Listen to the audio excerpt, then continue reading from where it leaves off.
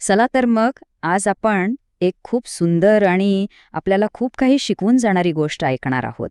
गोष्टीचं नाव आहे प्रेमळ हत्तीण. अच्छा, ताकद म्हटलं की आपल्या डोळ्यासमोर काय येतं? मोठं शरीर, भरपूर बळ. पण खरी ताकद म्हणजे फक्त एवढंच असतं का? ही गोष्ट आपल्याला ह्याच प्रश्नाचं एक खूप वेगळं उत्तर देणार आहे. ही गोष्ट आहे एका सुंदर हिरव्यागार जंगलाची, जिथे फक्त प्राणीच नाही तर प्रेमाची आणि दयाळूपणाची एक खास शक्ती नांदत होती. कल्पना करा, एक घनदाट हिरवंगार जंगल आणि तिथे सगळे प्राणी, म्हणजे लहान मोठे सगळेच, किती आनंदाने एकत्र राहत होते. छान वाटतंय ना ऐकायला. आणि ह्याच सुंदर जंगलात राहायची आपली गौरी. गौरी एक हत्तीण. दिसायला प्रचंड मोठी, ताकदवान, पण तिचं मन अगदी मऊ, प्रेमळ. आणि म्हणूनच जंगलातले सगळे प्राणी म्हणायचे की गौरी फक्त ताकदवान नाहीये, ती खूप दयाळू सुद्धा आहे. म्हणजे बघा, तिच्या ताकदीपेक्षा लोकांना तिच्या दयाळूपणाचा जास्त विश्वास होता. पण या शांत, सुंदर जंगलात लवकरच एक असं संकट येणार होतं, जे सगळं काही बदलून टाकणार होतं. एके दिवशी काय झालं? अचानक सगळं वातावरण बदललं. इतका जोराचा वारा सुटला की झाडांची पानं तर सोडाच, पण अख्खी झाडं हालायला लागली. सगळीकडे एकच गोंधळ उडाला आणि सगळे प्राणी आपला जीव वाचवण्यासाठी इकडे तिकडे पळत होते. आणि ह्याच धावपळीत, ह्याच गोंधळात एक चिमुकला, घाबरलेला आवाज ऐकू आला, "आई, आई, कुठे आहेस तू?" हे एक सशाचं पिल्लू होतं बिचारं. वादळात आपल्या आईपासून वेगळं झालं होतं. किती भीती भरली होती त्याच्या आवाजात. आता बघा, अशा परिस्थितीत जिथे सगळेच घाबरले होते, सैरावैरा पळत होते, तिथे एक जण असं होतं जे शांतपणे विचार करत होतं. आणि हा आवाज होता गौरीचा.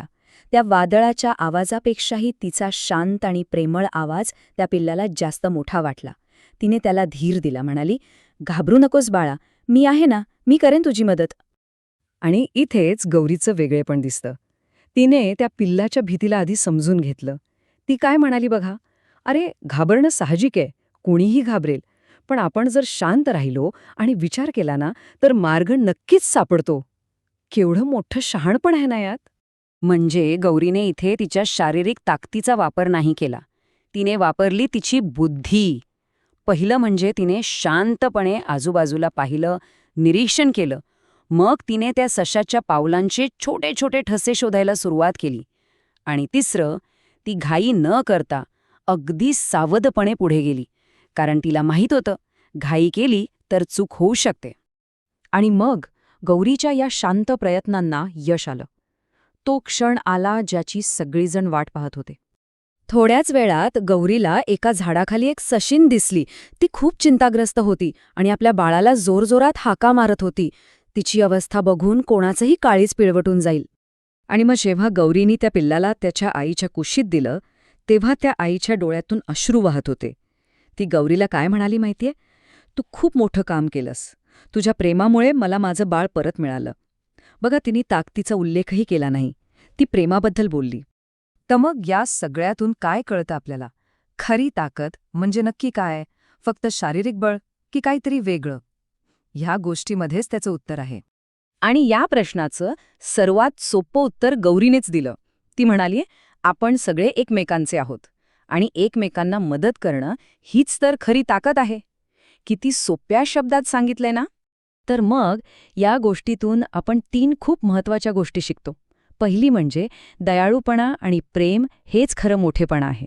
दुसरी, कितीही मोठं संकट आलं तरी शांत डोक्याने विचार केला की मार्ग सापडतोच. आणि तिसरी आणि सर्वात महत्वाची, इतरांना मदत केल्यानेच आपली खरी ओळख बनते. चला तर मग, जाता जाता पुन्हा एकदा तोच प्रश्न. आपल्या आयुष्यात आपण खऱ्या अर्थाने ताकदवान कशाला म्हणणार? शारीरिक बळाला की गौरीसारख्या प्रेम आणि दयाळूपणाला? यावर नक्की विचार व्हायला हवा.